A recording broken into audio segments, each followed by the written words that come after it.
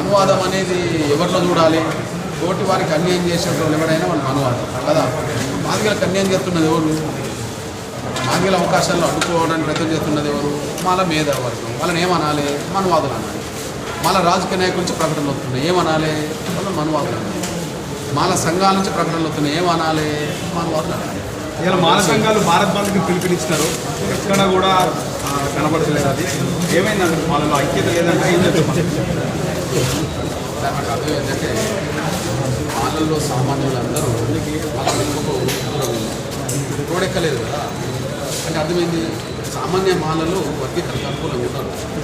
ఇది ఈ వర్గీకరణ జరగాలి, మన అందరూ కలిసి ఉండాలి, ఉమ్మడి సమస్యల మీద అందరూ కలిసి పోరాటం చేయాలనేది సామాన్య మాలలో ఉన్నది. రోడ్ ఎక్కాలి కదా. కానీ స్వార్థపరలో ఉన్నది ఎక్కడో 10 మందో 5 మందో అట్లా కనిపించింది. అనుప్రభు సమాజంలో కాదు, వాళ్ళ వర్గంలోనే. మందకృష్ణ మాదిగను తయారు చేసింది చంద్రబాబు నాయుడు అది చాలా మంది అభిప్రాయం. అది వాస్తవాలు తెలుగులో చెప్పే అభిప్రాయంగా నేను భావిస్తున్నాను. ఎందుకంటే ఎంఆర్టీసీ ఉద్యోగం మొదలైంది చంద్రబాబు ఉద్యోగం కాదు. ఎంఆర్టీసీ ఉద్యోగం మొదలుపెట్టినప్పుడు అసలు చంద్రబాబు నాయుడు ముఖ్యమంత్రి అవుతాడని చెప్పి అనుకోవడానికి కూడా అవకాశం లేని రోజులు కదా. చంద్రబాబు నాయుడు ప్రభుత్వంలో ఎంఆర్టీసీ ఉద్యోగం మొదలు కాదు. ఎంఆర్టీసీ 94లో ఉద్యమం మొదలు పెడుతున్నప్పుడు కోట్ల విజయభాస్కర్ రెడ్డి గారి ప్రభుత్వం కాంగ్రెస్ ప్రభుత్వమే ఉంది. పోనీ కాంగ్రెస్ ప్రభుత్వం పోతే వచ్చే ప్రభుత్వం ఎవరిది? తెలుగుదేశం అనుకుంటే తెలుగుదేశానికి నాయకుడు ఎవరు? ఎన్టీ రామారావు. పోతే ఆయన వస్తాడని అనుకుంటారు, అంతేనా కదా. ఆయన వచ్చాడు కూడా.